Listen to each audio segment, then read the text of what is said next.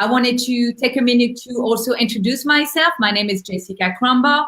I am one of the owner of a nationwide real estate company called Allison James Estates and Homes.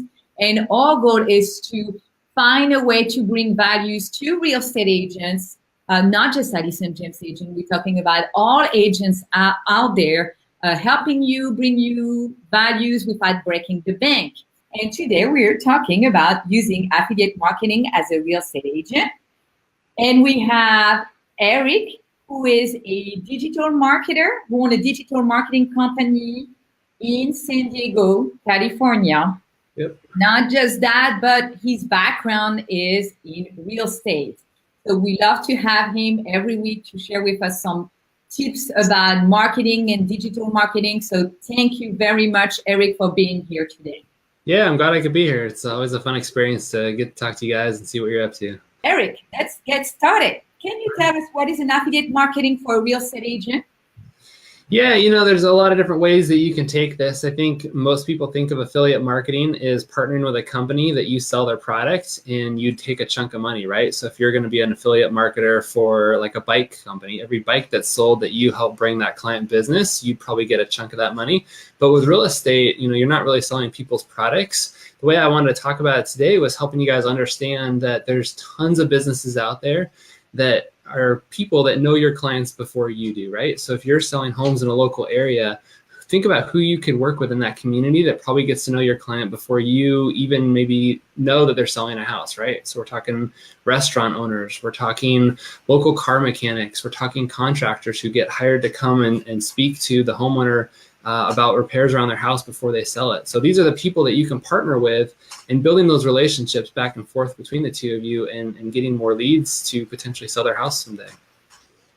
I believe they also have this like real estate network, right? Or you can create kind of your master group with like your tax guy, maybe someone from a loan officer, and maybe also a restaurant, and you gather maybe a network once a month and help each other in your business, correct? Yeah, I mean, there's groups like BNI, which is like Business Networking International. There's a lot of meetup groups and other groups like that meet together on a regular basis, and you find referral partners in your group so that, when the accountant hears that their client is selling their house and they're trying to avoid taxes or trying to, pay less taxes, they're going to think of their realtor friend and say, hey, my client John is thinking of selling their house. You'd be a great person for them to reach out to. Those kind of connections are valuable, those referrals that you get from them.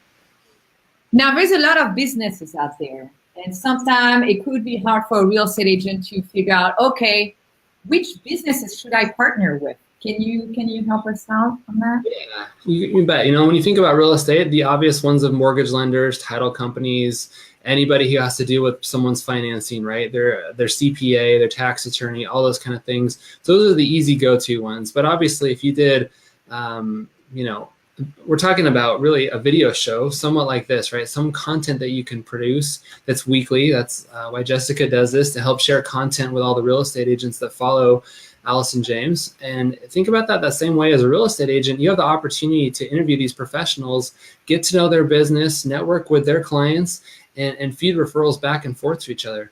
So again, if you just get up every single week and interview that mortgage lender, exciting as mortgage lending is, it's going to get old after about week 3. So you kind of got to mix it up and bring other people into that conversation. So you're talking about your mortgage lender, your title company, even home inspectors, right? So maybe you have a home inspector and you're out at someone's house and you talk to them about what are the things that you're looking for as a home inspector. Are you looking at termites if termites are big in your area? Are you looking at mold and how the roof's doing and how the plumbing's doing? Just things that the homeowner should be aware of when they go to buy a house and that they may be concerned about. And then also when they go to sell a house, what they need to address around their property before it comes onto the market. I mean, there's dozens of contractors that you can think of with roofers and plumbers and solar guys. Those are all, potentially 15, 20, 30-minute interviews that you can have with somebody on a weekly basis and get to know their business more and really understand the pitfalls of what they do and what they're looking for when they go to a client's home. Yeah, and I think anyone who you give business to, right? If you're, your hair salon or for the woman, wherever you go for your pedicure and manicure, I mean, everything, or you help the business, you should almost like ask for a business, or what type of offer you think you should extend with the other business? Yeah, you know, a great idea would basically be kind of to go to the downtown area of your town, right? So where I live, there's a little town. There's a handful of businesses here that we call the village.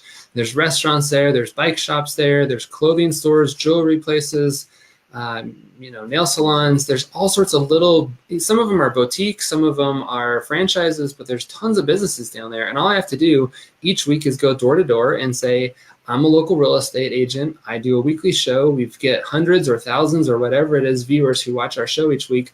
I would love to interview you on camera and talk about your business, help bring you more business and get to know who you are in the community and how we can work together. And that way we can share in each other's business. Would you have time next week to talk? And I can bring my camera. We can go over this. I can prepare the questions ahead of time so that you're ready to talk about it. And why would they say no, right? They have the opportunity to reach a whole new set of potential clients for them. And then obviously the benefit too comes into the fact when somebody's searching, let's say we're talking to a bike shop owner, when someone searches bike shop owners in your town, your video potentially could come up on Google as a search feature. And now your video gets watched, you're the interviewer, so you have the opportunity to talk about your business and it's gonna help build your brand. So it's win-win for everybody. I like that because you're not selling a product and you bringing value to the local business, and you're just not approaching them with like, hey, you know, can you market me? No, you said, hey, let me help you with your business. Let's help each other. I think that's a great idea. Yeah, bringing value to the small business.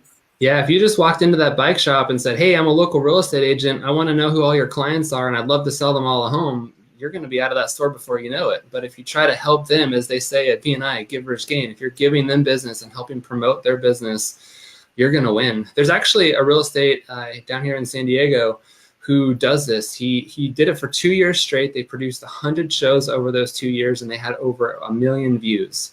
And I know it just incredibly blew up his business and just gave him a ton of business. So great opportunity. It takes a little momentum to get going, but he interviewed cupcake places and concrete workers and framers and just everything in between. I mean, he became known as the local expert and people come to him now for advice. It's great. Yes, and I think like you said, a cupcake business, they don't have time to do video. No, it was fun.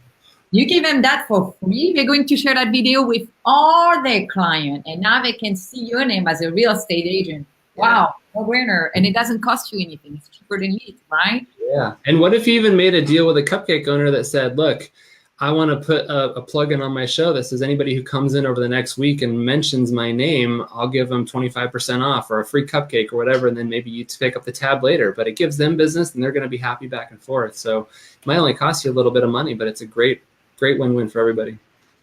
Now, how will this help the agent business?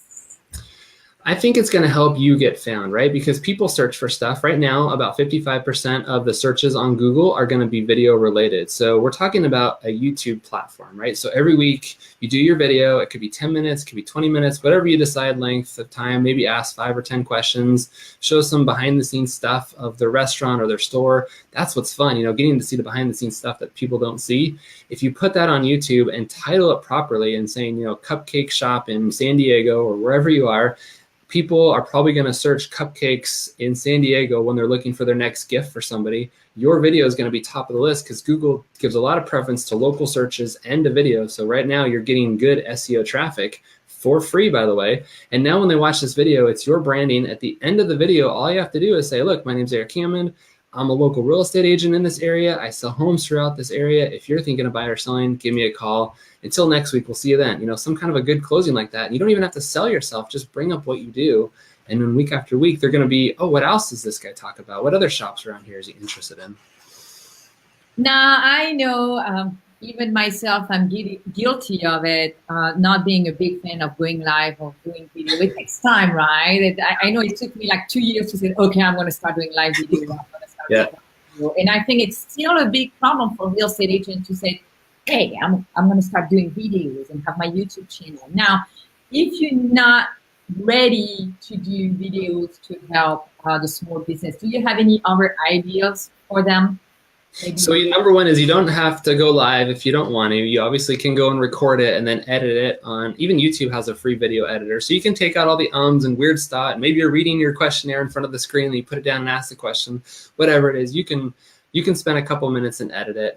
Might take a little bit of time, but you can even find somebody on Fiverr or Upworks for probably $50 to edit a video like this too. So if video is not your thing, still go do it, still figure it out, and you'll get more comfortable. Like you said, it takes you a little while, but usually after your 5th or 10th video, you're winging it, you're figuring it out, and it goes from there.